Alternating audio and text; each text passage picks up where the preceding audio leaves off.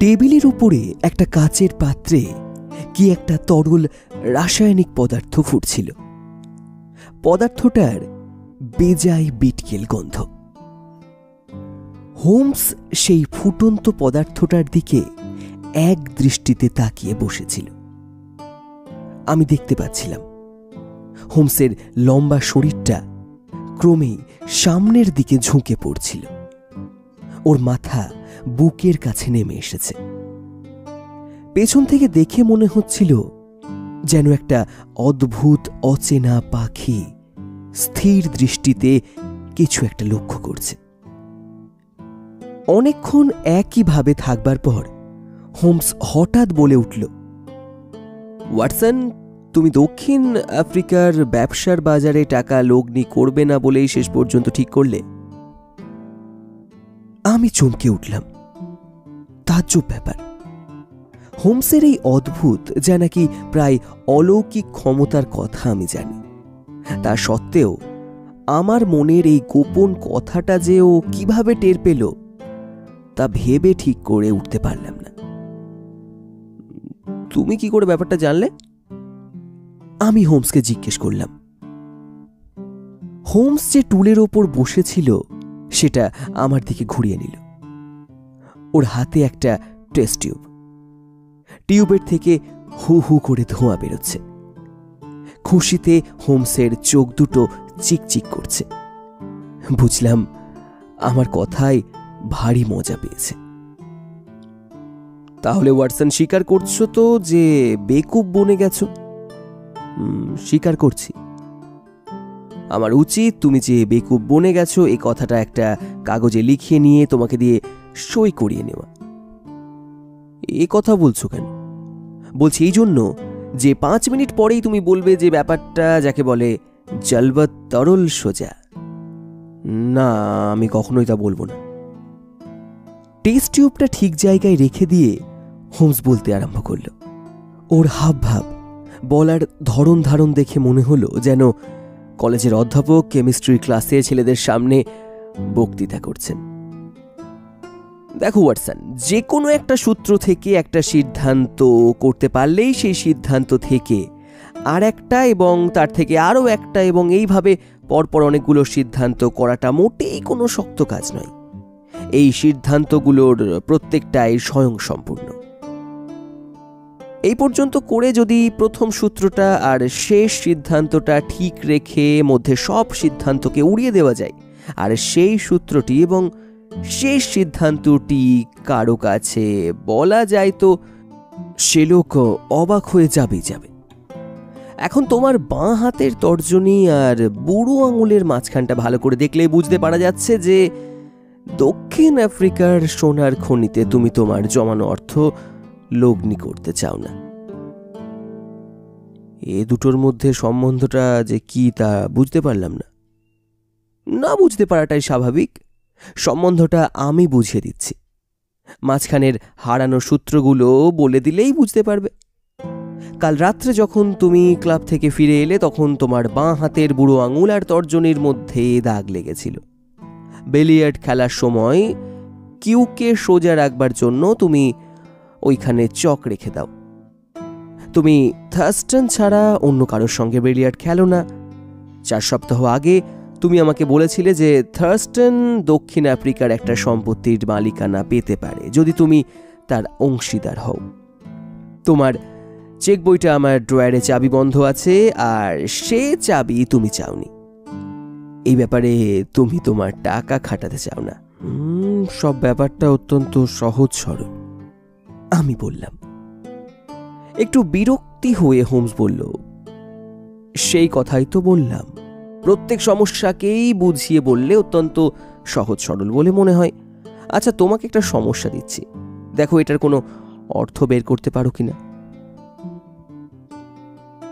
টেবিলের উপরে একটা কাগজ ছুঁড়ে দিয়ে হোমস তার রাসায়নিক পরীক্ষায় মন দিল। আমি কাগজটা তুলে নিলাম। কাগজটা দেখে আমি তো কতগুলো ছবি আঁকা, তার না আছে মাথা না আছে মুন্ডু। কাগজটা দেখে আমি বললাম, এই কোনো ছোট ছেলে নিজের খেয়ালে এঁকেছে, এর কোনো মানে নেই। তুমি তাই মনে করছো? হ্যাঁ, এছাড়া আর কি? এর কোনো মানে আছে নাকি? মানে আছে কিনা তা জানবার জন্য নরফোকের রিভলিং ম্যানার মিস্টার হিল্টন কুবেট খুবই আগ্রহী। এই কাগজটা সকালের প্রথম ডাকে এসেছে। মিস্টার কুবিট পরের ট্রেনে এসে পড়বেন। ওই শোনো ওয়াটসন, কে যেন দরজায় বেল টিপলেন। ইনি যদি সেই মিস্টার হিল্টন কুবেট হন তাহলে আমি মোটেই আশ্চর্য হব না। সিঁড়িতে ভারী পায়ের ধপধপ শব্দ শুনতে পেলাম, আর তার প্রায় সঙ্গে সঙ্গে ঘরে ঢুকলেন লম্বা চওড়া এক ভদ্রলোক। গায়ের রং টকটকে লাল, দাড়ি গোঁফ নিখুঁতভাবে কামানো, নীল উজ্জ্বল চোখ। দেখলেই বুঝতে পারা যায় ভদ্রলোক এমন জায়গায় থাকেন সেখানে বেকার স্ট্রিটের মতো ধোঁয়াশা নেই। ভদ্রলোক ঘরে ঢোকবার সঙ্গে সঙ্গে মনে হলো ঘরের আবহাওয়াটাই যেন পাল্টে গেল। আমাদের সঙ্গে করমর্দন করে ভদ্রলোক যেই চেয়ারে বসতে গেলেন অমনি তার দৃষ্টি পড়ল টেবিলের ওপর রাখা সেই কাগজটার ওপর, যেটা আমি একটু আগে দেখছিলাম। ভদ্রলোক হোমসকে জিজ্ঞেস করলেন, মিস্টার হোমস, এটার কোনো মানে বের করতে পারলেন কি? আমি শুনেছি আপনি যত উদ্ভট রহস্যের খোঁজ করে বেড়ান। আমার দৃঢ় বিশ্বাস এরকম উদ্ভট রহস্যের সন্ধান আপনিও খুব বেশি পাননি। আমি কাগজখানা আগেই পাঠিয়েছিলাম যাতে করে আপনি এর একটা হদিস দিতে পারেন। হোমস বলল, হ্যাঁ, ব্যাপারটা যে একটু অদ্ভুত ধরনের তাতে কোনো সন্দেহই নেই। প্রথমবার দেখলে মনে হয় কোনো ছোট ছেলে তার মনের খেয়ালে কাগজের ওপরেই নাচুনে লোকগুলোর ছবি এঁকেছে। সাধারণভাবে এই কাঁচা হাতের আঁকা ছবিগুলোর কোনো মানে আছে বলে মনে হয় না। প্রশ্ন হচ্ছে যে এই কাগজটার ওপর আপনি এত গুরুত্ব দিচ্ছেন কেন? মিস্টার হোমস, আমি কোনো গুরুত্ব দিতাম না, কিন্তু আমার স্ত্রী দিচ্ছেন। এইটা পাওয়ার পর থেকে তিনি ভয়ে একেবারে আধমরা হয়ে গেছেন। মুখে কিছু বলছেন না বটে, তবে আমি তার চোখ মুখ দেখে বুঝতে পারছি যে তিনি ভয় পেয়েছেন, আর সেই জন্যই আমি এই ব্যাপারে ফয়সালা করতে চাই।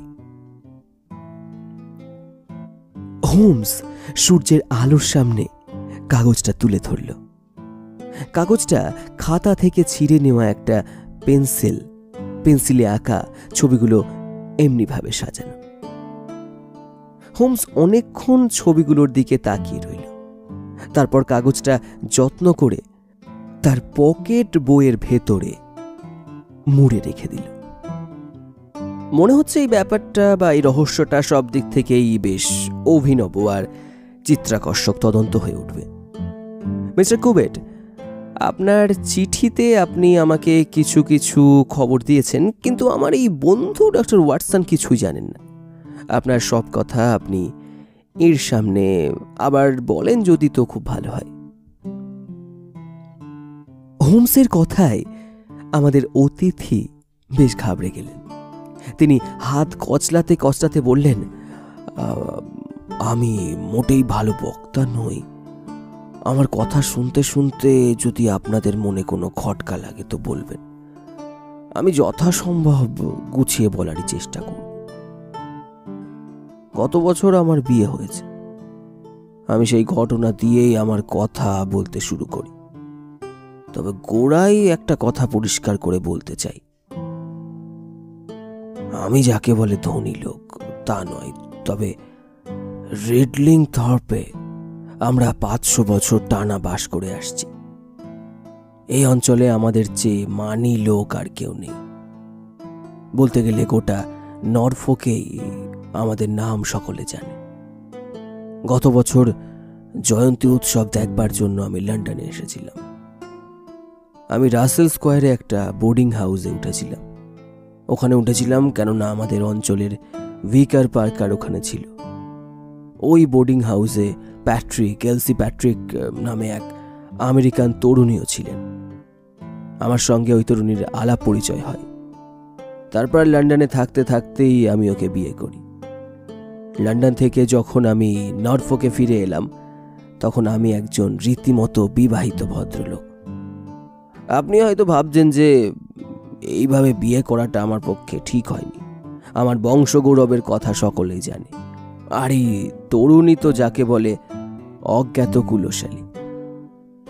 কিন্তু যদি এলসির সঙ্গে আপনার কখনো সাক্ষাৎ হয় তো বুঝতে পারবেন কেন আমি তাকে বিয়ে করেছি। এ ব্যাপারে এলসিও আমার সঙ্গে খোলাখুলি ব্যবহার করেছে।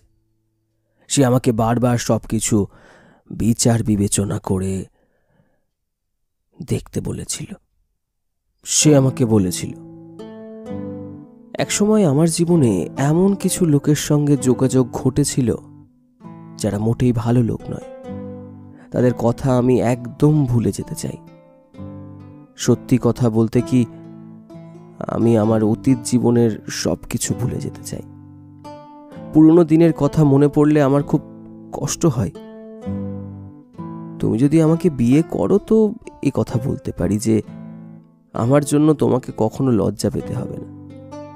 তবে আমার অতীত জীবন সম্বন্ধে তুমি কোনোদিন কোনো কথা জানতে চেও না।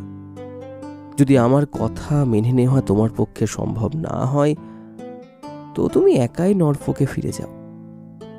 আমি যেমন একলা আছি তেমনি একলাই থাকব। বুঝলেন, আমাদের বিয়ে ঠিক আগের দিন এলসি আমাকে এসব কথা বলল। আমি বললাম যে আমি তার সব কথায় রাজি আছি। আজ পর্যন্ত আমি আমার কথার খেলাপ করিনি। আমাদের প্রায় 1 বছর হলো বিয়ে হয়েছে। আমরা বেশ সুখে শান্তিতেই আছি। কিন্তু মাসখানেক আগে, জুন মাসের শেষাশেষি, প্রথম গোলমালের সূত্রপাত হলো। একদিন আমেরিকা থেকে আমার স্ত্রীর নামে একটা চিঠি এলো। আমি আমেরিকার ডাক টিকিট নিজে দেখেছি। চিঠিটা পেয়েই আমার স্ত্রী একদম ভয়ে কাঠ। চিঠিটা পড়েই সে ফায়ার প্লেসে আগুনে ছুড়ে দিল। এ বিষয়ে সে আমাকে কোনো কথা বলেনি, আমিও কোনো প্রশ্ন করিনি তাকে। কথা যখন দিয়েছি সেটা রাখতেই হবে। কিন্তু তারপর থেকে সে সব সময় কেমন যেন ভয়ে ভয়ে আছে। ওর চোখ মুখে সবসময় একটা আশঙ্কার ভাব, যেন সাংঘাতিক কিছু একটা ঘটে গেল বুঝি। সবসময় যেন মনে মনে সে বিপদের জন্য তৈরি হয়ে আছে। আমাকে বিশ্বাস করে সব কথা খুলে বললেও ভালোই করত। আমার চাইতে বড় বন্ধু আর কেউ নেই। কিন্তু এলসি নিজের থেকে কিছু না বললে আমিও কিছু বলতে পারি না। তবে একটা কথা হলফ করে বলতে পারি, এলসি অত্যন্ত সত্যবাদী ও সৎ মহিলা। ওর অতীত জীবনে যে ঘটনায় ঘটে থাকুক না কেন, তার জন্য কোনো মতেই ও দায়ী নয়। আমি নরফোকের একজন অতি সাধারণ গেঁয়ো লোক। তবে আমার বংশের মর্যাদাকে আমি যেভাবে রক্ষা করতে জানি তা সারা ইংল্যান্ডে খুব বেশি লোক জানে বলে আমার মনে হয় না। আর এই কথাটা এলসি খুব ভালো করেই জানে। আমাকে বিয়ে করবার আগে সে আমার মনের ভাব জানতো। আমার খুব বিশ্বাস যে এলসি এমন কোনো কাজ কখনোই করবে না যা আমার বংশ গৌরবের ক্ষতি করতে পারে। যাকে এবার আসল ঘটনার কথা বলি। সপ্তাহখানেক আগে, গত মঙ্গলবার, আমি লক্ষ্য করলাম যে একটা জানলার কাঁচে এইরকম কতগুলো নাচওয়ালা ছবি আঁকা রয়েছে। ছবিগুলো খড়িতে আঁকা। আমার মনে হলো আস্তাবলের দেখাশোনা যে করে সে ছোকরা এই ছবিগুলো এঁকেছে। তাকে ডেকে পাঠালাম। সে দিব্যি করে বলল যে এ ব্যাপারে আদন্ত সে কিছুই জানে না। এটা যে রাত্রিবেলায় এসে কেউ এঁকে দিয়ে গেছে তাতে কোনো সন্দেহ নেই। যাই হোক, আমি সেই ছবিগুলো মুছে দিয়ে বললাম, পরে আমি এই ঘটনার কথা এলসিকে বলি। আমার কথা শুনে এলসি ভীষণ উত্তেজিত হয়ে পড়ল। সে আমাকে কাকুতি মিনতি করে বলল যে এরকম ছবি আমার নজরে পড়লে আমি যেন অবশ্যই তাকে দেখাই। সত্যি কথা বলতে কি, এলসির ভাবগতিক দেখে আমি নিজেই থ হয়ে গেলাম। এরপর সপ্তাহখানেক আর কোনো ঘটনা ঘটেনি। ছবি আঁকা কোনো কাগজই আসেনি। গতকাল সকালে বাগানে যে সূর্য ঘড়ি আছে তার কাছে এই কাগজটা পড়েছিল। কাগজটা আমিই দেখতে পাই। আমি কাগজটা এনে এলসিকে দেখাই। কাগজটা দেখে এলসি অজ্ঞান হয়ে গেল। তারপর থেকে এলসি কেমন যেন একটা ঘোরের মধ্যে রয়েছে, কেমন একটা আচ্ছন্ন ভাব, চোখে মুখে তার ভয়ের ছাপ। আর তখনই আমি আপনাকে চিঠি লিখি আর চিঠির সঙ্গে ওই কাগজটা পাঠিয়ে দিই। এমনই আজগুবি ব্যাপার যে আমার পক্ষে পুলিশের কাছে যাওয়া সম্ভব নয়। পুলিশ এসে সব ব্যাপারটা উড়িয়ে দেবে। তাই আমি আপনার শরণাপন্ন হয়েছি। আমি আগেই আপনাকে বলেছি যে আমি ধনী লোক নই, তবে স্ত্রীর যদি কোনো বিপদ হয় তো সেই বিপদ থেকে তাকে বাঁচাবার জন্য আমি আমার শেষ করপথটি পর্যন্ত খরচা করতে রাজি আছি। মিস্টার হিলটন কুবিট একজন অসাধারণ মানুষ। খাঁটি ইংরেজ বলতে যা বোঝায় ভদ্রলোক তাই। সহজ, সরল, সহৃদয়।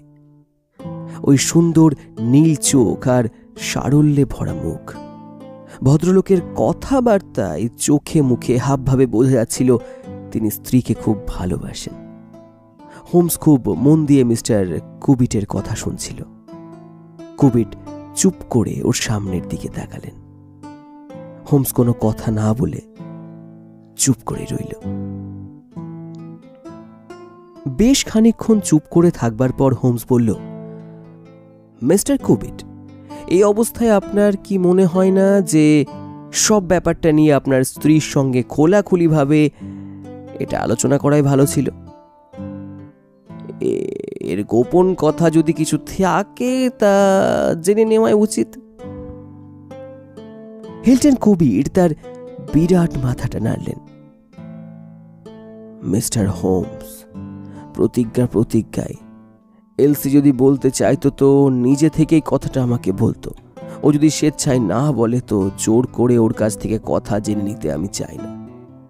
কিন্তু আমার কি কর্তব্য তা ঠিক করার অধিকার আমার আছে, আর তা আমি করবই।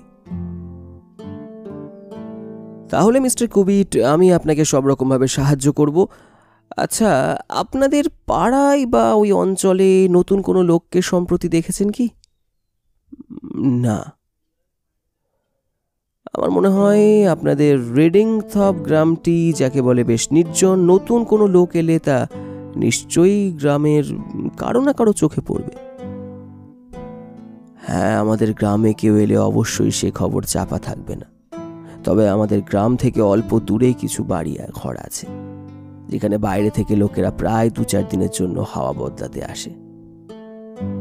এই ছবিগুলো বোধহয় এক ধরনের হাইরোগ্লিফিক, আর তা যদি হয় তো এগুলোর মানে আছে, আর তা যদি না হয়, মানে এগুলো যদি কেউ খেয়াল খুশিতে এলোমেলোভাবে এঁকে থাকে তো এর অর্থ বের করা যাবে না। তবে এগুলো যদি ভেবে চিনতে নির্দিষ্ট একটা পদ্ধতি অনুসরণ করে আঁকা হয়ে থাকে তো এর অর্থ বের করতে আমি পারবই। কিন্তু এই কাগজের টুকরোর লেখাটা এত ছোট যে এর থেকে কোনো অর্থ বের করা সম্ভব নয়। তাছাড়া আপনি আমাকে যা তথ্য দিলেন সে তথ্য মোটেও যথেষ্ট নয়। আমার পরামর্শ, যদি চান তাহলে তো বলি আপনি নরফোকে ফিরে যান। আর যদি ইতিমধ্যেই আর কোনো এই ধরনের ছবি আঁকা কাগজে আপনার নজর পড়ে তাহলে হুবহু নকল করে নেবেন। আপনার বাড়ির জানলায় চক দিয়ে যে ছবি আঁকা ছিল, আর যদি এটা নকল করা যেত তাহলে বড় ভালো হতো। এছাড়া যা আপনাকে করতে হবে তা হলো সাবধানে পাড়া প্রতিবেশীর কাছ থেকে খোঁজ নিয়ে জানতে চেষ্টা করবেন পাড়ায় কোনো অচেনা লোককে দেখতে পাওয়া গেছে কিনা। যখনই নতুন কোনো তথ্য আপনার হাতে আসবে আমাকে সঙ্গে সঙ্গে জানাবেন। এই মুহূর্তে আমি আপনাকে আর কোনো পরামর্শ দিতে রাজি নই বা দিতে পারছি না। তবে এর মধ্যে যদি হঠাৎ কোনো ঘটনা ঘটে তো আমাকে জানাবেন, আমি তৎক্ষণাৎ আপনার ওখানে চলে যাব। মিস্টার হিলটন কুবেটের সঙ্গে কথাবার্তা বলার পর হোমস ভীষণ চুপচাপ হয়ে গেল। দেখেই বোঝা যায় যে ও খুব চিন্তিত। হিলটন কুবেটের সঙ্গে দেখা হওয়ার পর কদিন হয়ে গেল, হোমস সেই একই রকম চুপচাপ। মাঝে মাঝে পকেট থেকে সেই ছবি আঁকা কাগজটা বের করে স্থির দৃষ্টিতে দেখতে থাকে। দিন 15 মধ্যে হোমস ওই প্রসঙ্গে একটি কথা উচ্চারণ করল না। হঠাৎ একদিন আমি যখন বেরোবার জন্য তৈরি হচ্ছি, হোমস বলে উঠল, ওয়াটসন, তুমি বরং এখন ঘরেই থাকো। কেন? কেননা আজ সকালেই আমি হিলটন কুবেটের কাছ থেকে একটা তার পেয়েছি। সেই যে হিলটন কুবেট, সেই ছবি আঁকা কাগজের ব্যাপারটা মনে আছে তো? উনি লিভারপুল স্ট্রিট স্টেশনে এসে পৌঁছবেন 1:20 উনি এক্ষুনি এসে পড়বেন বলে। ও টেলিগ্রাম থেকে যা জানতে পেরেছি তার থেকে মনে হচ্ছে ওখানে বড় রকমের কিছু একটা ঘটেছে। আমাদের বেশিক্ষণ অপেক্ষা করতে হলো না। আমাদের নরফোকের মক্কেল লিভারপুল স্ট্রিট স্টেশন থেকে একটা ভাড়া গাড়ি ধরে সোজা আমাদের আস্তানে এসে হাজির। মিস্টার কুবেটকে দেখলেই বোঝা যায় ভদ্রলোক রীতিমতো চিন্তিতই নন, খুব মনমরাও বটে। চোখের দৃষ্টিতে ক্লান্তির ছাপ, কপাল কুঁচকে আছে। মিস্টার হোমস, এই ব্যাপারটা আমার স্নায়ুর ওপর ভীষণ চাপ সৃষ্টি করছে। কথাগুলো বলেই ভদ্রলোক হতাশভাবে একটা আরাম কেদারায় বসে পড়লেন।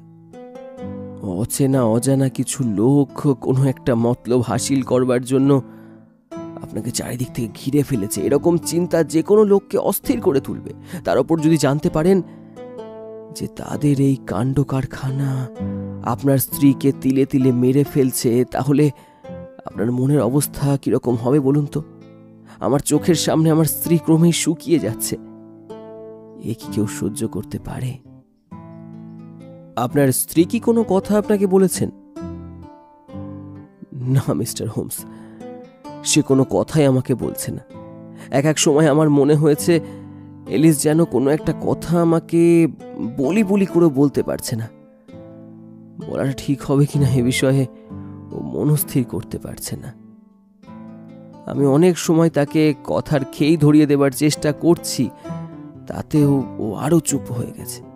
ও প্রায়ই আমার কাছে আমাদের বংশের প্রাচীনত্ব, আমাদের বংশের গৌরব, ঐতিহ্য, এইসব প্রসঙ্গ তুলেছে। আমার মনে হয়েছে এইবার বোধহয় ও কিছু বলবে, কিন্তু না, পরক্ষণেই প্রসঙ্গ বদলে ফেলছে। কিছু কথা তো আপনি জানতে পেরেছেন। হ্যাঁ, আমি অনেক কিছুই জানতে পেরেছি। আমি আরো অনেকগুলো ছবি আঁকা কাগজ পেয়েছি, সেগুলো সঙ্গে করে এনেছি। আপনি দেখুন যদি কোনো কিনারা করতে পারেন। সবচেয়ে বড় কথা, সেই লোকটাকে আমি দেখতে পেয়েছি। কাকে? যে লোকটা ছবি আঁকে তাকে? হ্যাঁ, যখন লোকটা ছবি আঁকছিল আমি তখন তাকে দেখতে পেয়েছিলাম। সব কথাই আমি একে একে আপনাকে বলছি। আপনাদের সঙ্গে কথাবার্তা বলে ফিরে যাবার পরের দিনই আমি আমার বাড়ির ভেতরে যে মালখানা আছে তার দরজায় একসার ছবি দেখতে পাই। মালখানার কালো দরজায় খড়ি দিয়ে আঁকা ছবি। মালখানার দরজাটা আমার বাড়ির সোজাসুজি। বাড়ির যে কোনো জানলা থেকে তাকালেই সেটা চোখে পড়বে। আমি সেটার হুবহু নকল করে এনেছি। এই যে সেই কাগজটা। ভদ্রলোক একটা কাগজের ফালি টেবিলের উপর রাখলেন। কাগজের ফালিতে এই ছবিগুলো আঁকা ছিল। চমৎকার, চমৎকার, হোমস বলে উঠল। এরপর কি হলো বলুন?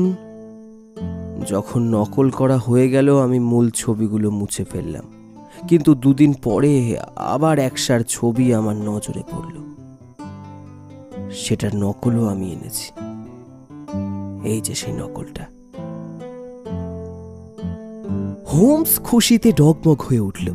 তারপর 2 হাত ঘষতে ঘষতে বলল, আমাদের হাতে অনেক তথ্য এসে গেছে দেখছি। 3 দিন পরে আমাদের বাগানের সূর্যঘড়ির ওপরে একটা মোড়ক করা কাগজে আবার ওই ধরনের ছবি কুড়িয়ে পাই। এই যে সেই কাগজটা দেখছেন, ছবিগুলো আকার ধরন একদম এক। এই কাগজটা পাবার পর আমি ঠিক করলাম যে এরপর থেকে ঘাপটি মেরে বসে থাকব, যাতে করে যে ছবি আঁকছে তাকে হাতে নাতে ধরতে পারি। আমি রিভলভার নিয়ে আমার বসবার ঘরের জানলার সামনে বসে রইলাম।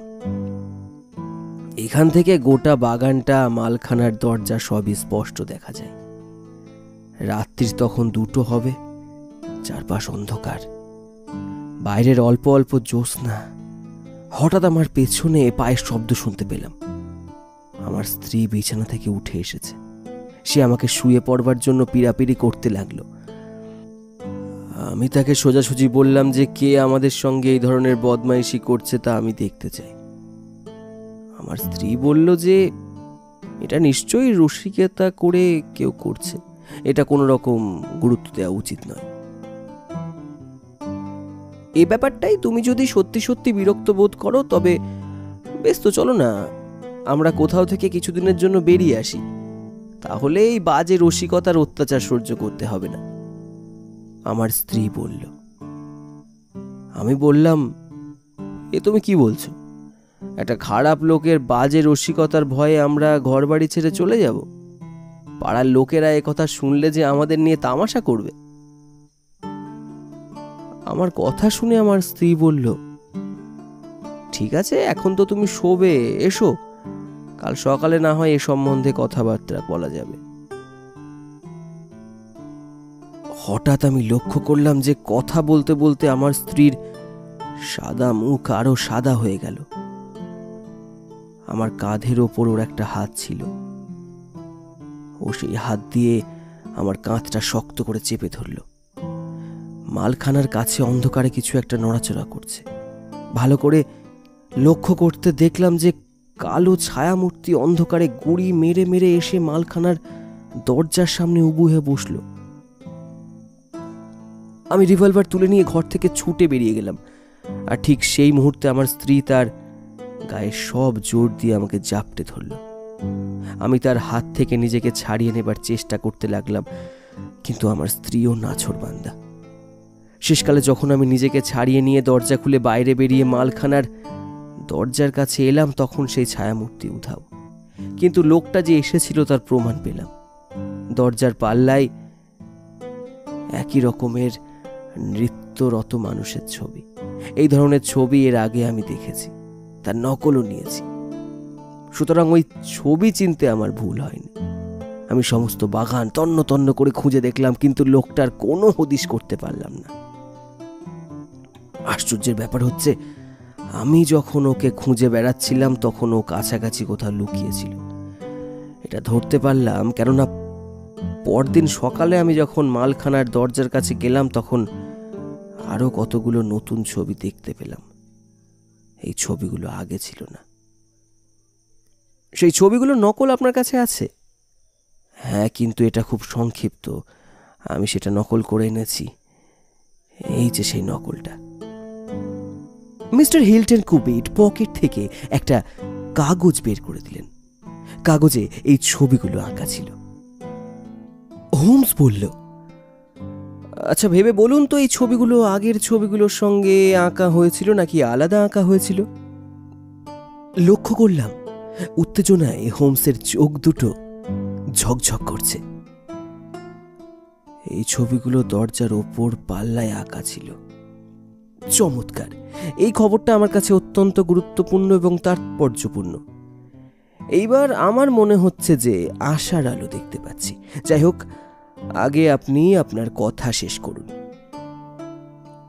না, আমার আর কিছু বলার নেই। তবে সেই রাত্রে আমি আমার স্ত্রীর ওপর অসম্ভব চটে গিয়েছিলাম। সে রাতেও বাধা না দিলে আমি ওই ছুঁচোটাকে ধরে উচিত শিক্ষা দিয়ে দিতে পারতাম। আমার মাঝে মাঝে মনে হচ্ছে যে পাছে ওই ছুঁচোটার কোনো ক্ষতি হয়, তাই বোধহয় আমার স্ত্রী আমাকে যেতে দিতে চায়নি। তবে আমার স্ত্রী যে ওই লোকটাকে চেনে এবং ওই ছবিগুলো এঁকে ওই লোকটা যা বলতে চাইছে তার মানেও আমার স্ত্রী বোঝে, সে বিষয়ে আমার মনে কোনো সন্দেহ নেই। আমার স্ত্রীর কথা থেকে, তার হাবভাব থেকে আমি নিঃসন্দেহ যে আমার আছে কোনো বিপদ হয় সেই চিন্তাতেই বেচারা অস্থির। এটা হলো আমার কাহিনী। এখন আপনি আমাকে বলুন আমি কি করব। আমার নিজের ইচ্ছে যে আমার খামারের জনা ছয়েক লোককে বাগানের মধ্যে লুকিয়ে রাখি, তারপর বাছাধন যখন আসবে তখন তাকে ধরে আচ্ছা করে ঠেঙিয়ে ভূত ভাগিয়ে দিই। হোমস বলল, না, ঠ্যাঙানে দিয়ে সমস্যার সমাধান করা যাবে না, জটিল ব্যাপার। আচ্ছা, আপনি লন্ডনে কতদিন থাকতে পারেন? আমাকে আজ ফিরে যেতেই হবে। কোনো অবস্থাতেই আমি আমার স্ত্রীকে একলা ফেলে রাখতে পারি না। ও খুব ভয় পেয়ে গেছে, আমাকে বারবার অনুরোধ করছে আমি যেন অবশ্যই ফিরে যাই। আপনি ঠিকই বলেছেন, তবে আপনি যদি থাকতে পারতেন তাহলে 2-1 দিন পর আমি আপনার সঙ্গে যেতে পারতাম। যাই হোক, আপনি ওই কাগজগুলো রেখে যান। আমার মনে হচ্ছে 2-4 দিনের মধ্যেই আমি আপনার ওখানে যেতে পারবো আর আপনার সমস্যার সমাধান করতে পারবো। যতক্ষণ আমাদের মক্কেল ঘরে ছিলেন ততক্ষণ শার্লক হোমস খুব শান্তভাবে কথাবার্তা বলছিলেন। আমি কিন্তু বুঝতে পারছিলাম যে কোনো কারণেই হোক হোমস ভেতরে ভেতরে অত্যন্ত উত্তেজিত হয়ে উঠেছে।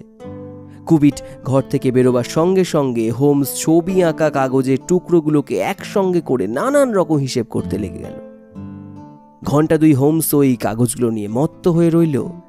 পৃষ্ঠায় পৃষ্ঠায় নানা রকম ছবি আর হরফ লিখতে লাগলো। হোমস এমনই মশগুল হয়ে পড়ল যে আমি যে জলজ্যান্ত একটা লোক ঘরে বসে রয়েছি সে কথা যেন সে বেমালুম ভুলে গেল।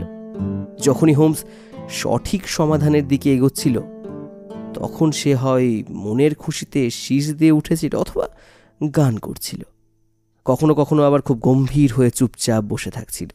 তার কপালে চিন্তার রেখা ফুটেছিল। বুঝতে পারছিল যে কোথাও এসে হোমস আটকে গেছে। শেষকালে হোমস চেয়ার ছেড়ে লাফ দিয়ে উঠে ঘরের মধ্যে পায়চারি করতে লাগলো। ওর হাবভাব দেখে বুঝলাম যে হোমস বেশ খুশি হয়েছে। তারপর হোমস একটা টেলিগ্রামের ফর্মে মস্ত একটা টেলিগ্রাম লিখল। আমার এই টেলিগ্রামের উত্তর যদি আমি যা আশা করছি তাই হয়, তবে ওয়াটসন, তোমার ডায়েরির পাতায় একটা নতুন ধরনের রহস্য সমাধানের ঘটনা লিখে রাখতে পারবে। আমার বিশ্বাস আগামীকাল আমাদের নরফোকের বন্ধুকে এমন কিছু খবর দিতে পারবো যার থেকে তার জীবনে যে উৎপাত শুরু হয়েছে তার অনেকটাই পরিষ্কার হয়ে যাবে। স্বীকার করতে লজ্জা নেই যে ব্যাপারটা জানবার জন্য আমার খুব কৌতূহল হচ্ছিল। কিন্তু হোমসের স্বভাব আমি জানি। রহস্যের সমাধানটা যে কি এবং কিভাবে রহস্যের সমাধান হলো তা সে নিজে থেকে যখন বলবে তখনই জানতে পারা যাবে। তার আগে 1000 প্রশ্ন করলেও তার কাছ থেকে কোনো উত্তর পাওয়া যাবে না।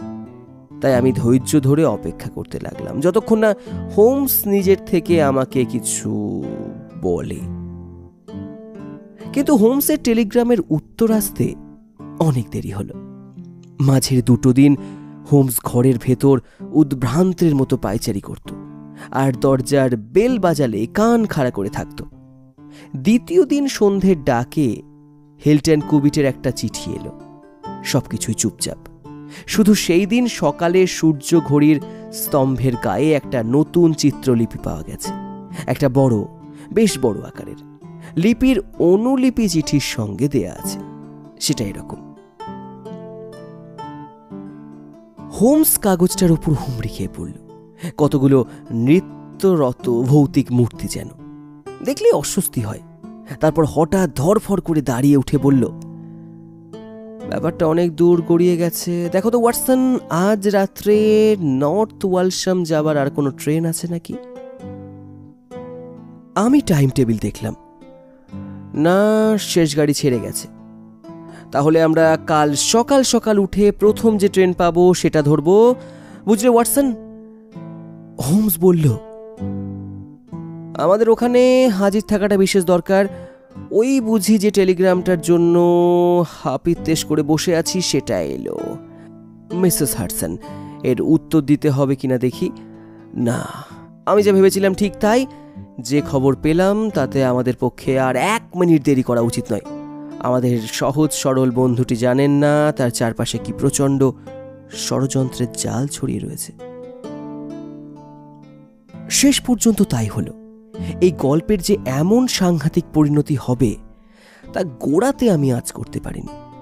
যে জিনিসটা নেহাতি ছেলে মানুষই বা বাজে রসিকতা বলে মনে করছিলাম, তার কি করুণ পরিণতি। আমি যদি আমার পাঠকদের এই পরিণতি না শুনিয়ে অন্য পরিণতির কথা শোনাতে পারতাম তাহলে কি ভালোই না হতো। কিন্তু আমি তো কাল্পনিক কোনো কাহিনী বলছি না, এ হলো নিছক সত্য। তাই ঘটনা যা যা ঘটেছে এবং যেমন যেমন ঘটেছে তা যতই দুঃখজনক হোক তা বলতেই হবে। আমাকে ইচ্ছে না করলেও লিখতে হবে কেমন করে, কি পরিস্থিতিতে কি দুর্ঘটনা ঘটল যার জন্য সমস্ত ইংল্যান্ডবাসীর মুখে মুখে রিডলিং থর্পের ম্যানার হাউসের কথা আলোচিত হতে লাগলো। আমরা নর্থ ওয়ালশাম স্টেশনে নেমে আমাদের গন্তব্যস্থলে যাবার রাস্তার খোঁজ করতেই স্টেশন মাস্টার ভদ্রলোক হন্তদন্ত হয়ে আমাদের দিকে এগিয়ে এসে বললেন, আপনারাই কি লন্ডনের ডিটেকটিভ? ভদ্রলোকের কথায় হোমস যে বেজায় চটে গেছে তা তার মুখ দেখেই বুঝতে পারলাম। এ কথা জিজ্ঞেস করার কারণ জানতে পারি কি? কেননা নরউইচের পুলিশ ইন্সপেক্টর মার্টিন একটু আগে এদিকেই এসেছিলেন। আপনারা কি তাহলে সার্জেন্ট? আমি যা শুনলাম তাতে মনে হচ্ছে ভদ্রমহিলা হয়তো এখন বেঁচে আছেন। আপনারা যদি তাড়াতাড়ি করেন তাহলে তাকে হয়তো বাঁচাতে পারেন। অবশ্য ফাঁসির দড়ি থেকে বাঁচাতে পারবেন কিনা জানি না। হোমসের মুখ অসম্ভব গম্ভীর হয়ে গেল। আমরা রিডলিং থর্প ম্যানারে যাচ্ছি, তবে সেখানে কি ঘটেছে না ঘটেছে আমি জানি না। স্টেশন মাস্টার বললেন, সাংঘাতিক কাণ্ড হয়েছে। মিস্টার হিল্টন কুবিট ও তার স্ত্রী দুজনেই গুলিবিদ্ধ হয়েছেন।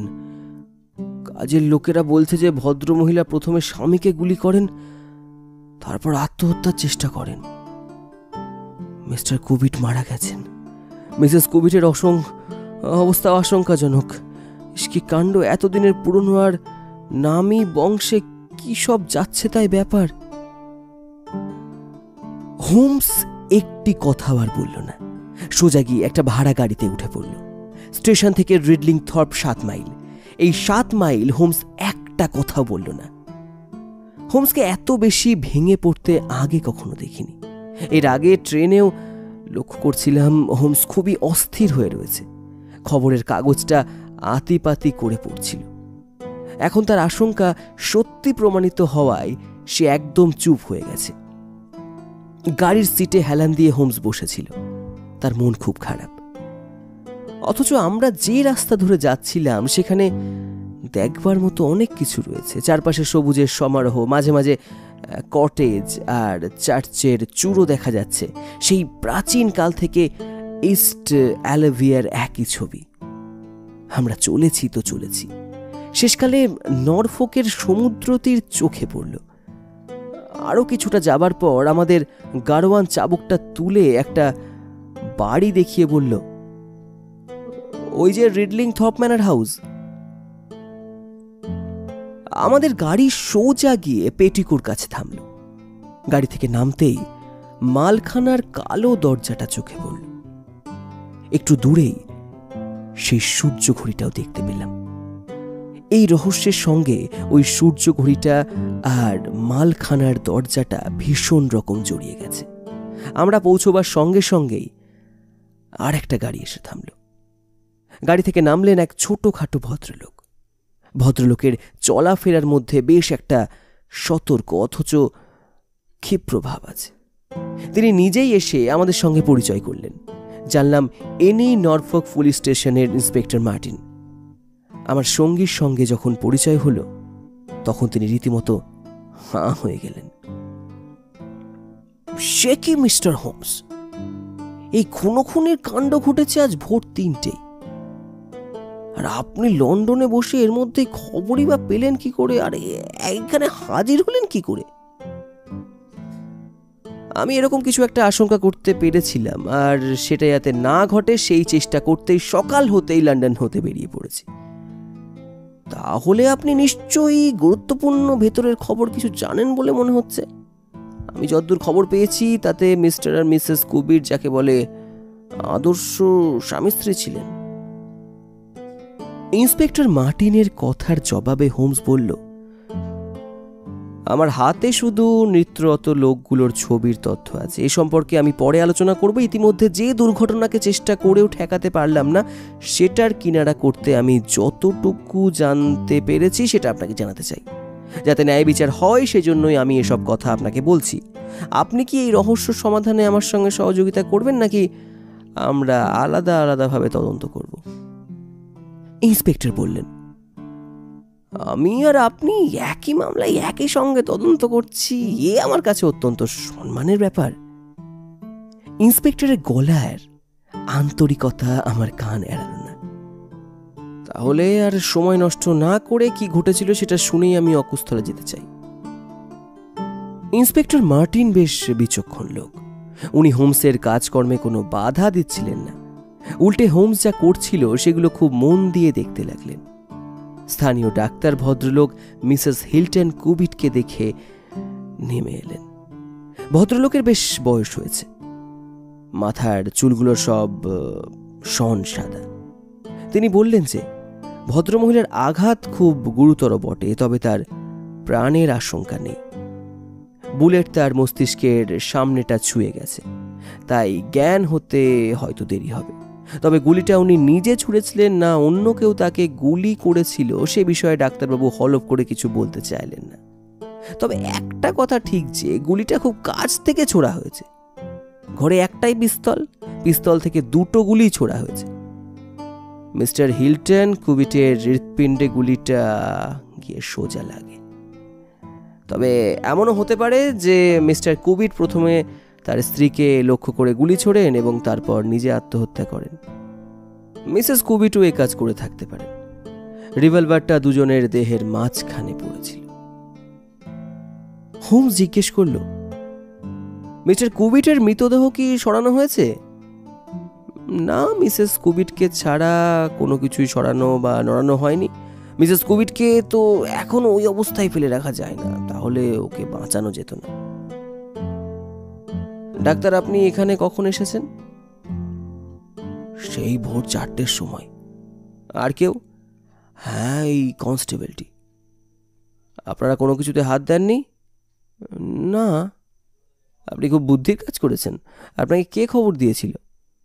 সন্ডার্স বলে যে কাজের মেয়েটা আছে সে। বাড়িতে যে একটা দুর্ঘটনা ঘটেছে সেই খবরটাও কি সেই দিয়েছিল? হ্যাঁ, সে আর মিসেস কিং বলে রাঁধুনটি, তারাই খবর দেয়। তারা এখন কোথায়? খুব সম্ভবত রান্নাঘরে। তাহলে গোড়ায় তারা কি বলে সেটা শোনা যাক। পুরনো হল ঘরে আমরা জড়ো হলাম। ওক কাঠের প্যানেল করা ঘর, বিরাট বিরাট সব জানলা। প্রাচীন ঘরটা আজ বিচার সভার রূপ নিয়েছে। হোমস একটা পুরনো ধাঁচের বড় চেয়ারে বসল। তার শুকনো মুখের দিকে তাকালেই নজরে পড়ে যায় তার চোখ দুটো জলজল করছে। সেই চোখের দিকে তাকালেই বুঝতে পারা যায় হোমসের জীবনের একমাত্র লক্ষ্য হলো যে মক্কেলকে সে বাঁচাতে পারেনি তার হত্যাকারীকে পুলিশের হাতে তুলে দিয়ে তার মক্কেলের আত্মার শান্তি ঘটানো। সেই ঘরে হোমস ছাড়া আমি ছিলাম, আর ছিলেন ইন্সপেক্টর মার্টিন, সেই বৃদ্ধ ডাক্তার আর একজন মোটা সোটা কনস্টেবল। মহিলা দুজন ওদের বক্তব্য মোটামুটি সহজ সরল ভাবেই বলল। দুম করে একটা শব্দ হয় আর তাতে ওদের ঘুম ভেঙে গিয়েছিল। প্রথম শব্দটা হবার 1 মিনিট পরেই আর একটা শব্দ হয়েছিল। ওরা পাশাপাশি ঘরে শোয়। মিসেস কিং স্যান্ডার্সের ঘরে ছুটে যায় এবং দুজনে নিচে নেমে আসে। পড়ার ঘরের দরজা খোলা ছিল। ঘরের মধ্যে টেবিলের ওপর একটা মোমবাতি জ্বলছিল।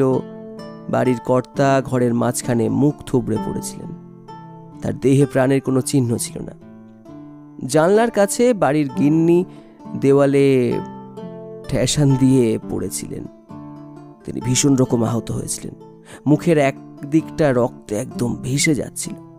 উনি খুবই হাঁপাচ্ছিলেন। কথা বলার মতো অবস্থা ওর ছিল না।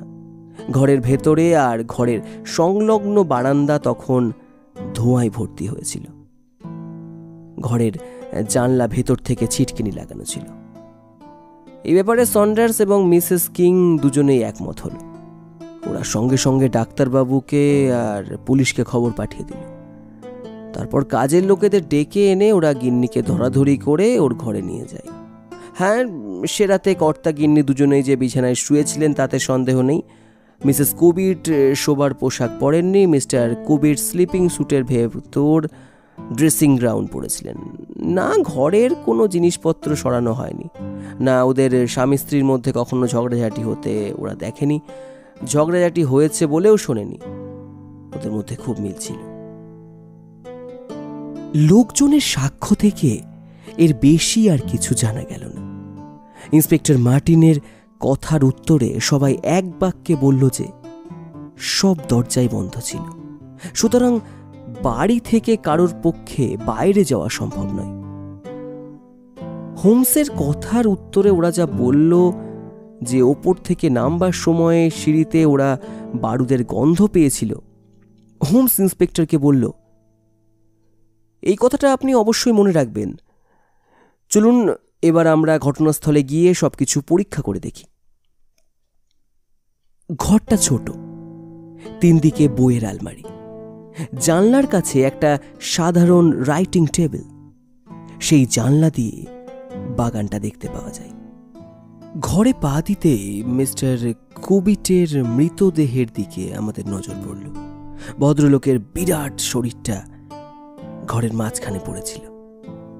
ওর জামা কাপড়ের অবস্থা দেখে মনে হচ্ছিল যে উনি বোধহয় বিছানা থেকে তাড়াহুড়ো করে উঠে এসেছেন। গুলিটা সামনে থেকে ছোড়া হয়েছিল, সোজা হৃৎপিণ্ডে ঢুকে গুলিটা আটকে গেছে। বুঝলাম ভদ্রলোক সঙ্গে সঙ্গে মারা গেছে, যন্ত্রণা পাননি। ওর ড্রেসিং গ্রাউন্ডে বা হাতে বারুদের দাগ নেই। ডাক্তারবাবুর কথা অনুযায়ী মিসেস কুবিটের মুখে বারুদের দাগ আছে, হাতে নেই। বারুদের দাগ থাকাটা কিছু প্রমাণ করে না, তবে দাগ থাকলে অবশ্য অন্য কথা হতো। হোমস বলল, যদি গুলির মধ্যে বারুদ ভালোভাবে ঠাসা না থাকে তবে এই গুলি ছুড়লে অনেক সময় বারুদের গুঁড়ো পেছন দিকে ছিটে যেতে পারে। ভালো গুলি হলে অনেকগুলো গুলি ছুড়লেও বারুদের দাগ হাতে পড়বে না। মিস্টার কুবিটের দেহ এখন সরিয়ে ফেলতে পারেন। ডাক্তার, মিসেস কুবিটের শরীরে যে গুলিটা আঘাত করেছিল সেটা কি আপনি পেয়েছেন? গুলিটা বের করতে হলে একটা জটিল অপারেশন করতে হবে। রিভলভারে তো 4টে গুলি রয়েছে, তাহলে নিশ্চয়ই 2টো গুলি খরচ হয়েছে। তাই মনে হয় বটে। জানলার এক কোণে ওই যে গুলিটা লেগে আছে সেটা কি করে ওখানে গেল তাও বোধ করি আপনি ব্যাখ্যা করতে পারেন। হোমস বো করে ঘুরে গিয়ে একটা জানলার দিকে তার লম্বা সরু আঙুলটিকে বাড়িয়ে দিল। দেখলাম জানলার নিচের দিকের পাটায় একটা বুলেটের গর্ত। ইন্সপেক্টর মার্টিন আশ্চর্য হয়ে বললেন, আপনি ওটা কি করে দেখতে পেলেন? আমি তো এটাই খুঁজছিলাম। চমৎকার, ডাক্তারবাবু গদগদ সরে বলে উঠলেন। আপনি ঠিকই বলেছেন, তাহলে তৃতীয় একটা বুলেট ছোড়া হয়েছিল। তার মানে এখানে তৃতীয় একজন লোক হাজির ছিল। কিন্তু প্রশ্ন হলো, সে লোকটা কে এবং কিভাবে সে পালালো? এই প্রশ্নের উত্তরটাই এখন আমাদের খুঁজে বার করতে হবে। শার্লক হোমস উত্তর দিল, ইন্সপেক্টর মার্টিন, আপনার মনে আছে বোধহয় যে বাড়ির কাজের মেয়েরা বলেছে যে সিঁড়িতে নামতে নামতেই তারা বারুদের গন্ধ পেয়েছিল। আমি তখনই বুঝেছিলাম যে এটা খুবই গুরুত্বপূর্ণ কথা। হ্যাঁ স্যার, কিন্তু আমি আপনার কথাটা ঠিক বুঝতে পারিনি। এর থেকে বুঝতে পেরেছিলাম যে ঘরের জানলা দরজা 2 খোলা ছিল, তা না হলে বারুদের গন্ধ অত তাড়াতাড়ি বাড়ির ভেতরে ছড়িয়ে যেত না। ঘরের ভেতরে এক ঝলক হাওয়া বয়ে যাওয়া দরকার ছিল। ঘরের জানলা দরজা খুব অল্প সময়ের জন্য যে খোলা হয়েছিল সে বিষয়ে আমার মনে কোনো সন্দেহ নেই। এই কথাটা আপনি কিভাবে প্রমাণ করবেন? প্রমাণ করব মোমবাতি দিয়ে। লক্ষ্য করুন, মোমবাতিটা গলে যায়নি, দারুণ, ইন্সপেক্টর মার্টিন বলে উঠলেন। দারুণ দারুণ। যখন আমি নিশ্চিন্ত হলাম যে ঘটনা ঘটবার সময় ঘরের জানলা খোলা ছিল, তখনই বুঝতে পারলাম যে সেই সময় তৃতীয় একজন লোকও হাজির ছিল। জানলার বাইরে থেকে সে নিশ্চয়ই গুলি ছুঁড়েছিল। সেই লোকটিকে লক্ষ্য করে গুলি ছুড়লে সে গুলি ওই জানলায় বিঁধে যাওয়ার আশঙ্কা খুব বেশি। আমি সেই গুলির দাগটা খুঁজছিলাম, পেয়েও গেলাম। ইন্সপেক্টর মার্টিন একটু থেমে বললেন, কিন্তু জানলাটা এভাবে বন্ধ হলো কি করে? মহিলাদের স্বভাব হলো জানলা দরজা ভালো করে বন্ধ করা। আরে আরে, ওখানে ওটা কি? পড়ার টেবিলের ওপর মহিলাদের একটা হাত ব্যাগ পড়েছিল। রূপোর হাতল লাগানো কুমিরের চামড়ার একটা ছোট অথচ ভারী সুন্দর হাত ব্যাগ। হোমস ব্যাগটা খুলে টেবিলের ওপর উপুর করে ফেলল। ব্যাগের ভেতরে রবার লাগানো 20টা 50 পাউন্ডের নোট, এছাড়া আর কিছু নেই। ব্যাগ আর টাকার বান্ডিলটা ইন্সপেক্টরের হাতে তুলে দিয়ে হোমস বলল, এগুলো ভালো করে রাখুন, বিচারের সময় এগুলো কাজে লাগবে। এখন আমাদের কাজ হলো এই তৃতীয় বুলেটটার সম্বন্ধে কিছু খোঁজ খবর করা। জানলার কাঠের চোকলা যেভাবে উঠে গেছে তাতে মনে হচ্ছে গুলিটা ঘরের ভেতর থেকে ছোড়া হয়েছিল। আমি একবার মিসেস কিং এর সঙ্গে কথা বলতে চাই। আচ্ছা মিসেস কিং, আপনি বলছিলেন যে একটা জোরালো শব্দ শুনে আপনার ঘুম ভেঙে যায়। জোরালো বলতে আপনি ঠিক কি বলতে চাইছেন? দ্বিতীয় যে শব্দটা শুনেছিলেন, প্রথম শব্দটা কি তার চেয়ে জোরে হয়েছিল? না, সে কথাটা আমি জোর করে বলতে পারছি না। আমার বিশ্বাস ব্যাপারটা সেই রকম ঘটেছিল। ইন্সপেক্টর মার্টিন, এই ঘর থেকে আর নতুন কিছু জানবার নেই। চলুন এইবার আমরা বাগানটা ভালো করে দেখে আসি, হয়তো সেখান থেকে নতুন কিছু খবর জানা যাবে। পড়ার ঘরের জানলার কাছে একসার ফুল গাছ লাগানো। সেই ফুল গাছের কাছে যেতে আমরা সকলে চমকে উঠলাম। ছোট ছোট ফুল গাছগুলোর ওপর কে যেন মই চালিয়ে দিয়েছে। নরম মাটির ওপর পায়ের দাগ, পুরুষ মানুষের পায়ের দাগ। ছাপগুলো দেখলেই বোঝা যায় যে লোকটির চেহারা বিরাট আর তার পায়ের জুতোটা ছুঁচলো। হোমস বাগানের প্রতিটা ইঞ্চি তন্ন তন্ন করে খুঁজে দেখল। একসময় বেশ খুশি হয়ে শীর্ষ দিয়ে উঠল। তার হাতে একটা পোড়া লম্বাটে জিনিস। আমি এইরকমই ভেবেছিলাম। রিভলভারের সঙ্গে ইজেক্টর লাগানো ছিল। এই সেই 3 নম্বর বুলেটটা। ইন্সপেক্টর মার্টিন, আমার মনে হচ্ছে যে আমাদের তদন্ত সম্পূর্ণ হয়ে গেল। শার্লক হোমসের কাজের ধারা আর গতি দেখে ইন্সপেক্টর মার্টিন একদম স্তম্ভিত। গোড়ার দিকে তদন্তের ব্যাপারে তিনি নাক গলাবার চেষ্টা করছিলেন, খানিক পর সে চেষ্টা ছেড়ে দিয়ে হোমস যা করছিল তিনি তাই মেনে নিচ্ছিলেন। আপনি কি কাকে সন্দেহ করছেন মিস্টার হোমস? সে কথায় পরে আসবো। এই খুনের ব্যাপারের অনেক রহস্যই এখন আপনাকে খুলে বলতে পারিনি। তবে যেহেতু আমার নিজের মতো করে কাজ করে আমি একটা নিশ্চিন্ত সিদ্ধান্তে এসে পৌঁছাতে পেরেছি, তাই বলি বাকিটা আমাকে নিজের মতো করতে দিন। সে ইচ্ছে আপনার। আমি খুনিকে ধরতে পারলেই খুশি। আমি ব্যাপারটাকে মোটেই ঘোরালো করে তুলতে চাই না, কিন্তু ঠিক এই মুহূর্তে কথা বলে আমি সময় নষ্ট করতে চাই না। এখন হচ্ছে যাকে বলে কেবল অ্যাকশন। এই রহস্য সমাধানের সব সূত্রই আমার হাতে। মিসেস কুবিটের জ্ঞান যদি না ফেরে, তবুও কাল রাত্রে যা যা ঘটেছে তা আমি প্রমাণ করতে পারবো, আর তার দ্বারাই অপরাধীর সাজা হবে। তার আগে আমাকে জানতে হবে যে এখানে এলজিরেস বলে কোনো হোটেল কাছাকাছি আছে কিনা। বাড়ির লোকজনদের ডেকে প্রশ্ন করা হলো, কিন্তু এই নামে কোনো হোটেল আছে বলে কারো জানা নেই। শেষ পর্যন্ত যে ছেলেটা আস্তাবল পরিষ্কার করে সে বলল ইস্ট রাস্টন থেকে অনেক দূরে ওই নামে একজন চাষি থাকে। আচ্ছা, ওই চাষি যে বাড়িতে থাকে সেটা কি বেশ নির্জন জায়গায়? হ্যাঁ, খুবই নির্জন। তাহলে কাল রাত্রে এখানে যেসব কাণ্ড ঘটেছে তার খবর ওখানে পৌঁছায়নি। খুব সম্ভব নয়। হোমস কিছুক্ষণ কি যেন ভাবল। একটা রহস্যময় হাসি ওর মুখে ফুটে উঠেই মিলিয়ে গেল। শোনো বাছা, আস্তা বলে যাও আর একটা ঘোড়াকে লাগাম জিন পরিয়ে নিয়ে এসো। একটা চিঠি এক্ষুনি তোমাকে এলড্রিজের বাড়িতে পৌঁছে দিয়ে আসতে হবে। হোমস জামার পকেট থেকে নৃত্যরত ছবি ও কাগজগুলো বের করলো।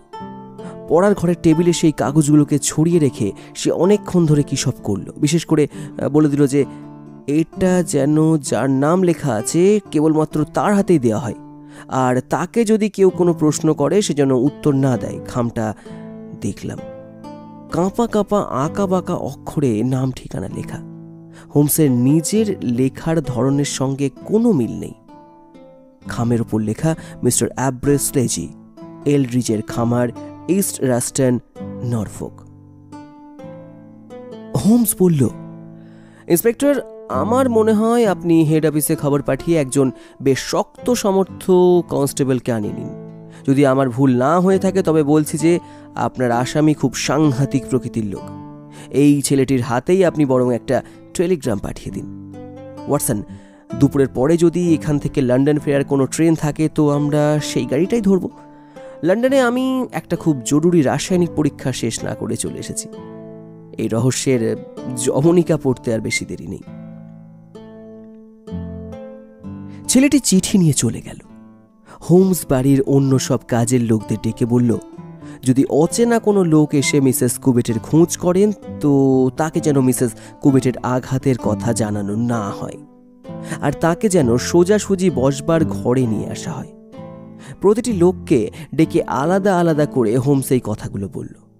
তাদের সমাধান করে দিয়ে বলল যে তারা যেন কিছুতেই তার কথা অমান্য না করে। এরপর হোমস আমাদের নিয়ে বসবার ঘরে এলো। বলল, এখন আমাদের অপেক্ষা করা ছাড়া আর কিছু করার নেই, দেখা যাক এরপর কি ঘটে। ডাক্তারবাবুর রুগী দেখতে যাবার তারা ছিল, তিনি চলে গেলেন। আমি আর ইন্সপেক্টর মার্টিন বসে রইলাম। আমি ঘণ্টাখানেক আপনাদের জমিয়ে রাখতে পারি বলে হোমস তার চেয়ারটা টেবিলের কাছে টেনে আনল। তারপর পকেট থেকে সেই অদ্ভুত নাচনেওয়ালা লোকদের ছবিগুলো বের করে টেবিলের ওপর রাখল। ওয়াটসন, তোমার কাছে আমি অত্যন্ত কৃতজ্ঞ যে তুমি এতক্ষণ তোমার সহজাত কৌতূহলকে চেপে রাখতে পেরেছ। ইন্সপেক্টর, আপনার কাছে সব ব্যাপারটা দারুণ আকর্ষণীয় মনে হবে, কেননা আপনার চাকরি জীবনে এরকম অদ্ভুত আর জটিল রহস্যের সন্ধান আর পাবেন বলে মনে হয় না। আপনাকে আমি সব কথা খুলে বলছি। আমার সঙ্গে মিস্টার হিলটন কুবিটের পরিচয় কী সূত্রে হলো তা আপনার জানা দরকার। হোমস প্রথম দিকের ঘটনার কথা ইন্সপেক্টরকে খুলে বলল। এই দেখুন, আমার সামনে সেই বিচিত্র ছবি আঁকা কাগজগুলো রয়েছে। এগুলোকে সহজেই ছেলে মানুষই খামখেয়ালিপনা বলে উড়িয়ে দেওয়া যেত যদি না এই ছবির মধ্যে দিয়ে একটা অত্যন্ত দুঃখজনক ঘটনার পূর্বাভাস পাওয়া যেত। পৃথিবীতে যত রকমের গুপ্তলিপির প্রচলন আছে তা সবই মোটামুটিভাবে আমার জানা। এ বিষয়ে আমি একটা বইও লিখেছি, তাতে প্রায় 160টি গুপ্তলিপি পাঠোদ্ধারের হদিস দেয়া আছে। এই লিপি যারা আবিষ্কার করেন তাদের উদ্দেশ্য হচ্ছে যে এই ছবিগুলো দেখে লোকে যেন মনে করে এগুলো কোনো ছেলে মানুষের আঁকা কাঁচা হাতের ছবি, এর মধ্যে কোনো লুকোনো অর্থ নেই। কিন্তু যখনই বুঝতে পারলাম যে এগুলো গুপ্তলিপি আর তার এক একটা ছবি এক একটা হরফ, এখন গুপ্তলিপি বিশ্লেষণ করে ছকে ফেলে এর পাঠোদ্ধার করতে আমার দেরি হলো না। বরং লিপিটা এত ছোট যে তার থেকে এই ছবিটার মানে ছাড়া আর কোনো কিছুই বুঝতে পারলাম না। ওই ছবিটা ব্যবহার করা হয়েছে ইংরেজি ই হরফের জন্য। আমরা জানি ইংরেজি ইতে এই হরফটার ব্যবহার সবচেয়ে বেশি। সামান্য একটা লাইন লিখতে গেলেও ই ব্যবহার করতেই হয়। প্রথম লিপিতে 15টা ছিল, তার মধ্যে এই ছবিটা আছে 4 বার, তাই ধরে নিলাম যে ই হবে এটা। অবশ্য কোনো কোনো ছবিতে দেখতে পাওয়া যাচ্ছে যে লোকটার হাতে একটা পতাকা আছে, আবার কোনো কোনো ছবিতে পতাকাটা নেই।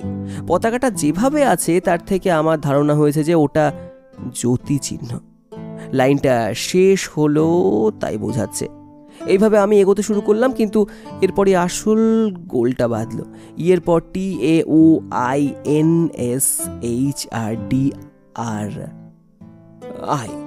এই হরফগুলোর ব্যবহার মোটামুটি একই, তবে টি এ ও আর আয়ের ব্যবহার অন্যগুলোর চাইতে সামান্য বেশি, কিন্তু এই চারটের ব্যবহার প্রায় সমান। তাই যে ছবিগুলোতে আছে তাদের বিশ্লেষণ করে কোনো হদিশ পেলাম না। সুতরাং নতুন কোনো নমুনা না পাওয়া পর্যন্ত আমার অপেক্ষা করা ছাড়া আর কোনো উপায় রইল না। মিস্টার হিল্টন কুবেটের সঙ্গে আমার যখন দ্বিতীয়বার দেখা হলো, তখন তিনি আমাকে আরও দুটি এই ধরনের লেখা দিলেন। আর একটা লেখা দিলেন যেটা আমার ধারণা একটি শব্দ মাত্র, কেননা এখানে কোনো পতাকা ছিল না। এখন শেষে যে লেখাটার কথা বললাম তার 5টা অক্ষরের মধ্যে দ্বিতীয় এবং চতুর্থ অক্ষরটা ই। শব্দটা নেভার, এভার বা সেভার বা অন্য কিছু হতে পারে। আমি বেশ বুঝতে পারলাম যে এটা কোনো একটা আর্জির জবাব। সব কিছু বিচার করে আমি সিদ্ধান্ত করলাম এটা নিশ্চয়ই ভদ্রমহিলারই লেখা। আমার বিশ্লেষণ নির্ভুল বিবেচনা করে ঠিক করলাম এই 3টে শব্দ হলো এন, ভি এবং আর। এখনো পর্যন্ত ব্যাপারটার কোনো কিনারা করতে পারছিলাম না, কিন্তু হঠাৎ আমার মাথায় বুদ্ধি খেলে গেল, আর তার ফলে আমি আরও অনেকগুলো অক্ষর পড়ে ফেলতে পারলাম। আমার মনে হলো যদি এই সব বার্তা কোনো মহিলার উদ্দেশ্যে পাঠানো হয়ে থাকে, এবং তাই হয়েছে বলে আমার ধারণা, তবে এই লিপির মধ্যে অ্যালিসটি নামটা অবশ্যই থাকবে। আর তা যদি হয় তবে দুটো ই এর মধ্যে 3টে অক্ষর থাকলেই সেটা এলসি হবার সম্ভাবনা। খুঁজতে খুঁজতে 3টে বার্তার নিচের একই ধরনের ছবি পেলাম, যার গোড়ার ও শেষে ই। এইভাবে এল, এস আর আই এই 3টে অক্ষর পড়ে ফেললাম। কিন্তু বাকিগুলোর কি হবে? 4টে লিপিতে দেখলাম এলসির আগে একটি মাত্র শব্দ আছে, আর সেই শব্দটির শেষে ই আছে। এই শব্দটা নিশ্চয়ই কাম। আর ইতে শেষ হওয়া যেসব 4 অক্ষরের শব্দ আছে সেগুলোর কোনোটাই ওই শব্দের মতো নয়। তখন সিও আর এম এই 3টে অক্ষর পড়ে ফেললাম। তখন আমি প্রথম যে লিপিটা এসেছিল সেটা পড়তে চেষ্টা করলাম। প্রথম লিপিটা এরকম, M E R E S L N E. প্রথম অক্ষরটা এ হওয়াতেই সম্ভব বলে আমার ধারণা হলো, এবং এই অক্ষরটা এই ছোট্ট বার্তাটিকে 3 বার ব্যবহার করা হয়েছে। দ্বিতীয় শব্দের প্রথম হরফটা এইচ হওয়া সম্ভব বলে আমার মনে হলো। আর যদি হয় তো লিপিটার পাঠ মোটামুটি দাঁড়ালো এরকম, আই এম হিয়ার ইয়ে সালিনি। নামের শেষ অক্ষরটা ওয়াই হওয়াই স্বাভাবিক। তাহলে শেষ পর্যন্ত যা দাঁড়ালো তা হলো আই এম হিয়ার এই সালিনি। অনেকগুলো অক্ষরই পড়ে ফেলার দরুন আমার আত্মবিশ্বাস বেড়ে গেল। আমি দ্বিতীয় বার্তাটা পড়ে ফেললাম। সেটা এইরকম, এ অ্যালেরিলে অ্যাস। ফাঁকা জায়গায় টি আর জি বসালে মোটামুটি মানে খাড়া হয়, মানেটা বেশ লাকসই। দ্বিতীয় শব্দটা কোনো বাড়ি বা হোটেলের নাম মনে হয়। আমার মনে হয় পত্রলেখক কোনো জায়গায় রয়েছে, সেই কথাটাই এখানে বলা হয়েছে। ইন্সপেক্টর মার্টিন আর আমি হোমসের কথা গোগ্রাসে গিলছিলাম। যে ব্যাপারটা মাথা মুন্ডু কিছুই আমি বুঝতে পারিনি, হোমস সেটা এত সহজেই বুঝে ফেলেছে। তখন আপনি কি করলেন স্যার? ইন্সপেক্টর মার্টিন প্রশ্ন করলেন। আমার স্থির বিশ্বাস হলো যে এই অ্যাবেস লেনি নিশ্চয়ই কোনো আমেরিকান, কেননা এই নামটা আমেরিকানদের মধ্যেই বেশি চালু, আর সব গোলমালের সূত্রপাত হয়েছিল আমেরিকা থেকে আসার পর। আমি আরও অনুমান করলাম যে এর ভেতরে নিশ্চয়ই কোনো অপরাধ সংক্রান্ত ব্যাপার আছে। ভদ্রমহিলা তার স্বামীকে নিজের অতীত জীবনের কথা বলতে না চাওয়াটাও আমার ধারণাটিকে ঠিক বলে প্রমাণ করে। তাই আমি নিউ ইয়র্ক পুলিশের কর্তা আমার বন্ধু উইলসন হারগ্রিভকে টেলিগ্রাম করলাম। আমি তার কাছ থেকে জানতে চাইলাম যে অ্যাবেস লেনি বলে কাউকে সে চেনে কিনা। হারগ্রিভ কি লিখছে শুনুন। শিকাগোর সবচাইতে জঘন্য অপরাধী। যেদিন এই টেলিগ্রামটা পেলাম সেই দিনই সন্ধেবেলা হিল্টন কুবিট স্লোনির কাছ থেকে পাওয়া শেষ চিঠিটা আমাকে দিয়ে গেলেন। আমার পদ্ধতিতে পড়তে চিঠিটা এরকম দাঁড়ালো, এলসি ইয়ার আর টু মিড দে গো। শূন্যস্থানে যদি পি বা ডি বসানো হয় তবে চিঠির বক্তব্য পরিষ্কার হয়ে যায়। বুঝলাম পাজিটা ভয় দেখিয়ে কাজ উদ্ধার করতে চাই। শিকাগোর গুন্ডাদের কাজের ধারা আমার অজানা নয়। আমি বুঝলাম যে স্লেনিয়া দেরি করতে চায় না, যা করবার তা সে চটপট করে ফেলতে চায়। আমি সঙ্গে সঙ্গে আমার বন্ধু ও সহকারী ডক্টর ওয়াটসনকে নিয়ে নরফোকে চলে এলাম, কিন্তু আমার দুর্ভাগ্য যে ইতিমধ্যে যা ঘটবার তা ঘটে গেছে। ইন্সপেক্টর গদগদ কণ্ঠে বললেন, এরকম একটা রহস্যের মোকাবিলায় আপনার সঙ্গে কাজ করা একটা বিরাট সৌভাগ্যের ব্যাপার। তাই আমি যদি খোলাখুলিভাবে কিছু কথা বলি তো দয়া করে অপরাধ নেবেন না। আপনাকে কারোর কাছে কোনো কিছুর জন্য জবাবদিহি করতে হবে না, কিন্তু আমাকে হবে। সত্যি যদি এই অ্যাবেস লোনি, যে কিনা এলরিজে রয়েছে, সে যদি খুনি হয় আর আমি অকুস্থলে থাকা সত্ত্বেও সে যদি এখান থেকে পালিয়ে যায়, তবে আমার উপরওয়ালা আমাকে ছেড়ে কথা বলবেন না। না, অযথা ভয় পাবেন না ও পালাবার চেষ্টা করবেন না। আপনি কি করে জানলেন? ও যদি পালায় তো ও যে অপরাধী সে কথাটা প্রমাণ হয়ে যাবে। তাহলে চলুন ওকে গ্রেপ্তার করে ফেলি। ও এক্ষুনি এখানে এসে পড়বে বলে মনে হয়। ও এখানে আসবে কেন? আপনার কথাটা মানতে পারলাম না মিস্টার হোমস। আপনি আসতে বলছেন বলেই ও এখানে আসবে? আমার তো মনে হয় না। আপনার চিঠি পেয়ে ও ঘাবড়ে গিয়ে এখান থেকে সরে পড়বে। আমার মনে হয় কোনো টোপ দিলে ও খাবে, সেটা আমি ধরতে পেরেছি। আমার যদি খুব ভুল না হয় তো ও বোধহয় স্লেভ নিয়ে আসছে। শার্লক হোমস বেশ খুশি হয়ে বলে উঠল,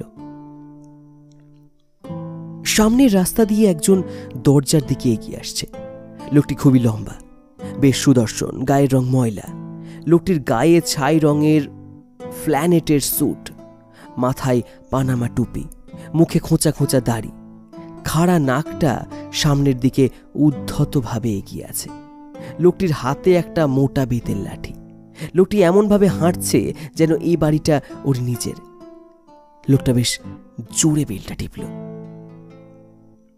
হোমস চুপি চুপি বলল, আসুন, এই বেলা আমরা দরজার আড়ালে লুকিয়ে পড়ি। ওই রকম লোককে মোকাবিলা করতে গেলে খুব সাবধান হতে হবে। ইন্সপেক্টর, হাত কড়াটা ঠিক করে রাখুন। ওর সঙ্গে কথাবার্তা যা বলবার আমি বলব। আমরা বোধহয় মিনিট খানেক চুপচাপ দাঁড়িয়েছিলাম। তবে এই কথাটা ঠিক যে এরকম দম বন্ধ করা মিনিটের কথা আমি জীবনে ভুলব না। তারপরই দরজা খুলে গেল। লোকটি ঘরের ভেতরে এসে দাঁড়ালো, আর চোখের পলকে হোমস তার পিস্তলটা লোকটির মাথায় চেপে ধরতে ইন্সপেক্টর মার্টিন হাত কড়াটা পরিয়ে দিল। সমস্ত ব্যাপারটা এত তাড়াতাড়ি ঘটে গেল যে লোকটি কিছু বুঝবার আগেই সে ইঁদুরের মতো জাঁতা কলে পড়ে গেল। লোকটি আমাদের দিকে খানিকক্ষণ স্থিরভাবে চেয়ে রইল, আর তারপর হো হো করে হেসে উঠল। না, এবার আপনারা সত্যি আমাকে বোকা বানিয়ে দিয়েছেন। মনে হচ্ছে এবার শক্ত ঘানির পাল্লায় পড়েছি। কিন্তু আমি তো মিসেস হিল্টন কোবেটের চিঠি পেয়ে এখানে এসেছি। তিনি নিশ্চয়ই কিছু জানেন না। আপনারা যদি বলেন তিনি আমাকে এভাবে ধরিয়ে দিতে সাহায্য করেছেন, আমি তা বিশ্বাস করব না। মিসেস হিল্টন কোবেট খুব গুরুতর আঘাত পেয়েছেন। তিনি বেঁচে উঠবেন কিনা বলা শক্ত। লোকটি আত্মনাদ করে উঠল। সে চিৎকারে গোটা বাড়িটা যেন থরথর করে কেঁপে উঠল। লোকটা চিৎকার করে বলল, আপনি আপনি ভুল বলছেন। মিস্টার কোবেট আহত হয়েছেন। মিসেস কোবেটের কিছু হয়নি। এলসিকে কেউ আঘাত করতে পারে না। আমি হয়তো ওকে শাসিয়েছি, কিন্তু ওর মাথার এক গাছি চুল স্পর্শ করার কথা আমি ভাবতে পারি না। ওর স্বামীর দেহের পাশে উনি পড়েছিলেন। উনি সত্যিই খুব বেশি রকমের চোট পেয়েছেন। হোমসের কথা শুনে লোকটি হতাশভাবে সোফায় বসে পড়ল। তারপর কড়া লাগানো দুহাতে মুখ গুঁজে রইল কিছুক্ষণ। তারপর একসময় নিজের কথা বলতে লাগলো। ওর ধরা ধরা গলার স্বর শুনে বুঝতে পারলাম যে বেচারা একদম ভেঙে পড়েছে।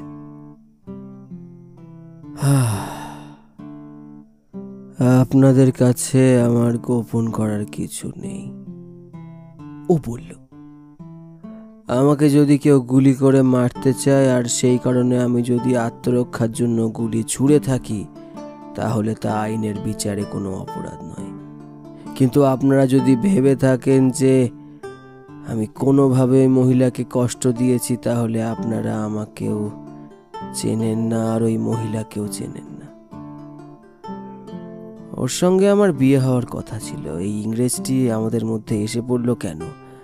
আমার সঙ্গে ওর প্রথমে বিয়ে ঠিক হয়েছিল, আর তাই ওকে নিয়ে যাওয়ার জন্য আমি এসেছি। তিরস্কারের ভঙ্গিতে হোমস ওকে বলল, আপনার ভয়ে ভদ্রমহিলা আমেরিকা থেকে পালিয়ে আসেন। ইংল্যান্ডে এসে তিনি একজন সৎ লোককে বিয়ে করেছিলেন।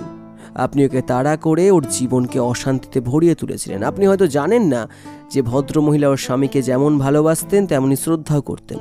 আপনি একজন সৎ নাগরিককে খুন করেছেন আর এক মহিয়াসী মহিলাকে আত্মহত্যা করতে বাধ্য করেছেন। মিস্টার অ্যাবেসলোনি, এর জন্য আপনাকে আইনের কাছে জবাবদিহি করতে হবে।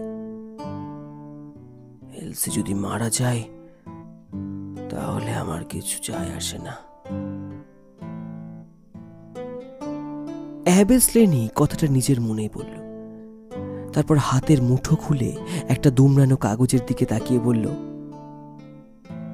দেখুন মশাই, আপনি আমাকে ধাপ্পা দিতে চাইছেন বলে মনে হচ্ছে। এলসি যদি মরণাপন্নই হবে তো সেই চিঠি লিখলো কি করে? কথাটা শেষ করেই ও কাগজের টুকরোটা আমাদের দিকে ছুঁড়ে দিল। আপনাকে ওখান থেকে টেনে আনবার জন্য চিঠি আমি লিখেছি। আপনি লিখেছেন? আমাদের দলের বাইরে এই গুপ্তলিপির কথা কেউ জানে না। আপনি জানলেন কি করে? একজন মানুষ যদি মাথা খাটিয়ে কোনো কিছু আবিষ্কার করে তবে চেষ্টা করলে আর একজন সেটা বের করতে পারে। যাই হোক, মিস্টার স্লেনি, আপনাকে নিয়ে যাবার জন্য নরউইচ থেকে গাড়ি আসছে। আপনি অনেক অন্যায় করেছেন, তবে যাবার আগে আপনি অন্তত একটা ভালো কাজ করেছেন। আপনি অকপটে স্বীকার করুন যে যা ঘটেছে তার জন্য মিসেস হিলটন কুবিট কোনো মতেই দায়ী নন। এর চেয়ে ভালো কিছু হতে পারে না। সত্যি কথা খুলে বললেই বোধহয় আমি এই যাত্রা রক্ষা পেতে পারি। ইন্সপেক্টর মার্টিন বললেন, একটা কথা আপনাকে বলা দরকার। এখন আপনি যা বলবেন তা আপনার বিরুদ্ধে প্রমাণ হিসাবে দাখিল করা হতে পারে। সে ঝুঁকি নিতে আমি রাজি আছি। এলসিকে আমি খুব ছোটবেলা থেকে জানি। ওর বাবার নাম প্যাট্রিক। প্যাট্রিক একটা দল ছিল। দলে আমরা মোট 7 জন ছিলাম। এই গুপ্তলিপি প্যাট্রিক বুড়োই মাথা খাটিয়ে বের করে। সাধারণভাবে দেখলে মনে হয় কোনো বাচ্চা ছেলে বুঝি নিত্যরত কয়েকজন লোকের ছবি আঁকবার চেষ্টা করছে। আমাদের দলের কাজকর্মের কিছু কিছু খবর এলসি রাখত, কিন্তু আমাদের কাজকর্ম তার ভালো লাগতো না। এলসির কিছু সৎপথে আয় করা টাকা ছিল। সে টাকা নিয়ে সে ইংল্যান্ডে চলে আসে। আমি যদি অন্য কোনো কাজ করতাম তাহলে এলসি হয়তো আমাকেই বিয়ে করত। প্রথমে আমিও ও কোথায় গেছে জানতে পারিনি। ওই ইংরেজিটির সঙ্গে বিয়ে হবার পর আমি এলসির খোঁজ পাই। আমি ওকে চিঠি লিখি, কিন্তু কোনো উত্তর পাইনি। তারপর আমি এখানে চলে আসি। যখন দেখলাম চিঠিতে কোনো কাজ হচ্ছে না, তখন আমি ওই গুপ্তলিপিতে আমার কথা এমনভাবে লিখতে লাগলাম যাতে লেখাগুলো নজরে পড়ে। প্রায় মাসখানেক হলো এখানে এসেছি। আমি ওই বাড়ির নিচের তলায় একখানা ঘর নিয়ে আছি। ঘরটায় সুবিধা হচ্ছে, কাউকে না জানিয়ে যখন তখন বাইরে আসা যাওয়া করা যায়। আমি প্রত্যেক রাত্রে ঘর থেকে বেরিয়ে আসতাম, কিন্তু কিছুতেই এলসির সঙ্গে সামনাসামনি যোগাযোগ করতে পারতাম না। অথচ আমার লেখাগুলো যে ওর চোখে পড়ছে সে ব্যাপারে আমি নিঃসন্দেহ ছিলাম, কেননা একটা চিঠির জবাবও দিয়েছিল। তারপর আমার মেজাজ বিগড়ে গেল। আমি ওকে শাসাতে লাগলাম। শেষকালে আমাকেও ও খুব কাতরভাবে একটা চিঠি লিখলো। ও আমাকে এখান থেকে চলে যাওয়ার জন্য অনুরোধ করলো। শেষকালে এলসি একদিন বলল যে রাত্রে ওর স্বামী যখন ঘুমাবে তখনও আমার সঙ্গে দেখা করবে। তারপর সত্যি সত্যি এলো। আমাকে কিছু টাকা দিয়েও ভাগাতে চাইলো। আমার ভয়ানক রাগ হয়ে গেল। আমি কোনো চিন্তা ভাবনা না করে ওর হাত ধরে টানলাম, আর ঠিক তখনই কোথা থেকে ওর স্বামী এসে হাজির হলো। এলসি মেঝেতে পড়ে গিয়েছিল। আমি লক্ষ্য করেছিলাম ওর স্বামীর হাতে পিস্তল আছে। ভয় দেখিয়ে পালাবার জন্য আমি এলসির স্বামীর দিকে আমার পিস্তল তাক করলাম। ও আমাকে লক্ষ্য করে গুলি ছুড়ল। আমিও ছুড়লাম। ওর গুলিটা আমার গায়ে লাগেনি, কিন্তু আমার গুলিটা ওকে ঘায়েল করলো। ঈশ্বরের নামে শপথ করে বলছি, এ হলো আসল ব্যাপার। তারপর আজ সকালে ছেলেটি যখন এই চিঠি নিয়ে গেল তখন আমি খুশিতে ডগমগ করতে করতে এসে হাজির হলাম, আর আপনাদের হাতে ধরা পড়লাম। ইতিমধ্যে পুলিশের গাড়ি এসে গিয়েছিল। মার্টিন অ্যাবেসলোনিকে বললেন, এবার থানায় যেতে হবে। যাওয়ার আগে ওর সঙ্গে একবার দেখা করে যেতে পারি কি? না, উনি এখন অজ্ঞান হয়ে আছেন। মিস্টার হোমস, আশা করব এরকম জটিল রহস্যের তদন্তের ব্যাপারে আপনার সাহায্য পাব। গাড়িটা ওদের নিয়ে চলে গেল। পেছন ফিরে তাকাতেই টেবিলের ওপর কাগজের মোড়কটা আমার নজরে পড়ল। এই কাগজের টোপ দিয়েই হোমস স্লেনিকে টেনে এনেছিল। হোমস হেসে বলল, দেখো তো ওয়াটসন, চিঠিটা পড়তে পারো কিনা? চিঠিতে কিছুই লেখা নেই, শুধু কতগুলো নৃত্যরত লোকের ছবি এইভাবে সাজানো। আমি যেভাবে ব্যাখ্যা করছি সেইভাবে যদি পড়ো তাহলে এর মানে দাঁড়ায়, কাম হিয়ার অ্যাট ওয়ান্স। আমি জানতাম এই বার্তা এইভাবে পাঠালে স্লেনি না এসে থাকতে পারবে না। আমার আনন্দ এইটুকু যে গুন্ডাদের গুপ্তলিপির সাহায্যেই একটা বদমায়েশকে পাকড়াও করলাম। চলো এবার ফিরে যাওয়া যাক। 3:40 ট্রেনটা ধরতে পারলে সন্ধ্যের আগেই বেকার স্ট্রিটে পৌঁছে যাব। শেষ করার আগে দুটো কথা বলা দরকার। অ্যাবে স্লেনির ফাঁসির আদেশ হয়েছিল, তবে শেষ পর্যন্ত তার যাবজ্জীবন কারাদণ্ড হয়, আর মিসেস কবির সুস্থ হয়ে উঠে তার স্বামীর যাবতীয় অর্থ ব্যয় করেন গরিব লোকেদের সাহায্যের জন্য। শুনছিলেন শার্লক হোমসের গল্প অদ্ভুত লিপি, রচনায় স্যার আর্থার কোনান ডয়েল। গল্পের সমস্ত চরিত্রে, গল্পের সূত্রধার, আবহ সঙ্গীত এবং পোস্টার ডিজাইনে যন্তর মন্তর। অসংখ্য ধন্যবাদ সবাইকে। আবার দেখা হচ্ছে নতুন একটি গল্পের মাধ্যমে। খুব ভালো থাকবেন আপনারা, আর গল্পের দুনিয়ায় হারিয়ে যান।